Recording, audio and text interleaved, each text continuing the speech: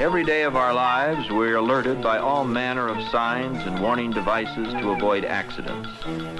To be careful and so conduct our lives that we are neither a menace to ourselves or to anyone else. But in spite of all the signs, warnings, training, and admonitions, we are continually doing things that are practically invitations to bad accidents. Things like this and this. Actions that can result in tragedy, pain, heartache, and great expense. They are almost invariably the result of carelessness, laziness, or thoughtlessness. And they happen because people have not yet learned that total responsibility for safety is an individual thing. You are the only one who can prevent an accident from happening to you. And I'm here to give you some facts about your personal safety on and off the job. Aside from the pain and just plain misery, accidents greatly affect the happiness and well-being of your family, your work, and your morale. I know none of you intend to have accidents, but I've got the figures to prove that they are occurring with frightening frequency. If you wonder why I'm so interested in you, the answer is simple. I feel personally responsible for your well-being.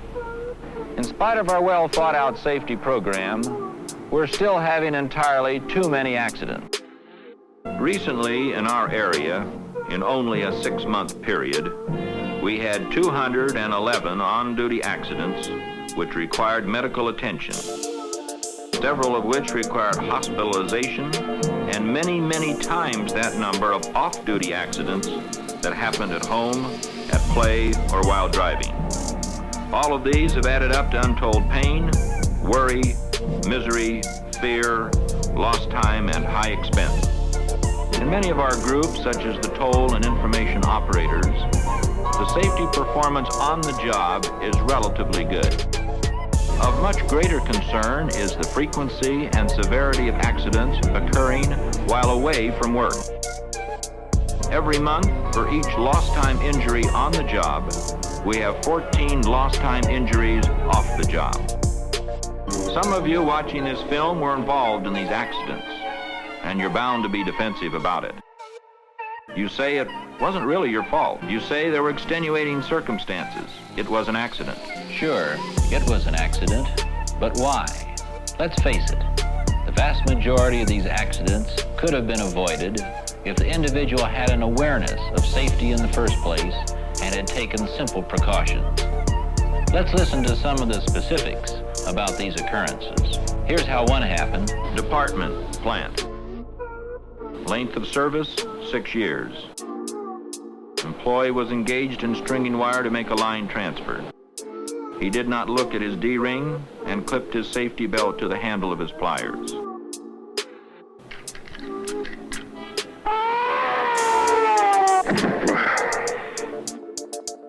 It's a long way from the top of those poles to the ground, and the ground can be mighty hard.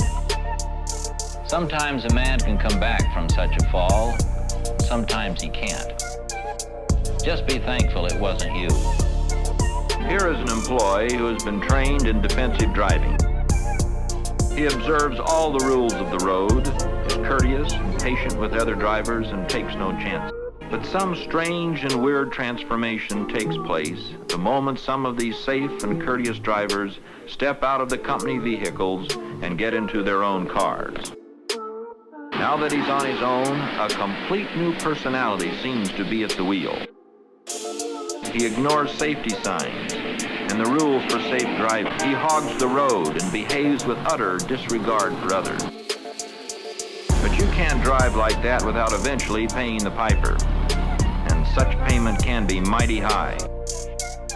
He's fortunate he's not paying with his life. Painful, unnecessary, and costly. Of course, the lump will make a nice conversation piece, but who needs it? Accidents like this are needless injuries that should never occur. In our huge complex of buildings, offices, operating rooms, accounting machine rooms, relay stations, business offices, and other installations, your company has taken every reasonable precaution to make safety a built-in feature. And they are safe, except for the unpredictable human element. As a matter of fact, safety starts with the very design of the building. building engineers go over all construction plans to eliminate factors which can contribute to accidents. Safety only starts with the building engineers. Safety practices are followed by every department of the company. This is inside one of our central offices. Notice that these men are wearing glasses. Actually, there is nothing wrong with their eyesight. They are wearing clear glass in those rims, provided by the company as a safety measure. And every craftsman who works around equipment such as this is required to wear safety glasses.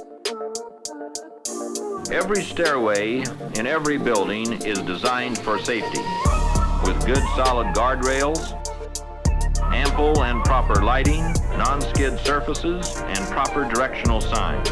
Every piece of electrical equipment in offices, machine rooms, and the electrical tools used by craftsmen must have a 3-conductor cord for grounding. This gives protection against electrical shock. And, of course, hard hats are standard for linemen who work in the field. Every single company car, truck or passenger, is equipped with safety belts front and back. It is a rigid rule that these belts must be used when driving company cars. And I sincerely hope that you have them in your own cars, as I have in mine. So it goes. Every conceivable tool and rule for safety constantly being stressed. So with all these safety features and our very comprehensive safety educational program, why does our accident rate continue at such a frightening pace? Basically, it's certain human elements at work. Carelessness, haste, thoughtlessness, fatigue, lapse of memory, and worst of all, just plain disregard of rules. There's another factor, the refusal to believe that an accident can happen to you. The feeling that somehow you are immune. But the sad fact is, as proven by our unhappy figures, you are the person most susceptible to accidents. Of course, there's always the other side of the coin. The consciousness of work schedules. We all know the importance of keeping work on schedule, and all of us want to do a good job. We want to make good records for a variety of reasons. Pride in our workmanship and ability. Satisfaction in a job well done. We have the great need for personal safety. We also have work schedules and the desire to furnish excellent communication services. These may at times appear to be pulling in opposite directions. But I'm asking you to accept your responsibility for safety. Combine your desire to do your job to the best of your ability with an equally strong desire to live an accident-free life. Disregard or violation of a safety rule is false economy, because when it backfires, the price you have to pay is just too high. Remember that no job is so important and no service so urgent that we cannot take the time to perform our work safely.